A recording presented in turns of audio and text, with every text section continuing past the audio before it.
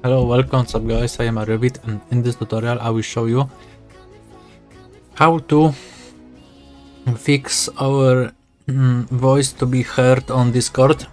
I will show you how to do it, so you may leave like and subscribe, share to others, and write a comment, and let's go.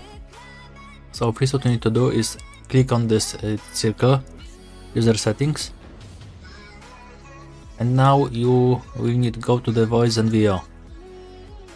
Okay, and as you can see, if you have problem, you may check this input device. Maybe you have set us on the wrong. I have, for example, 3 microphones, one from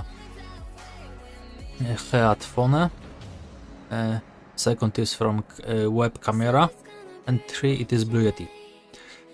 So I have correct now. And also output device you may set on correct on headphone and others. Okay, and it is one of the option. Here you may set noise suppression.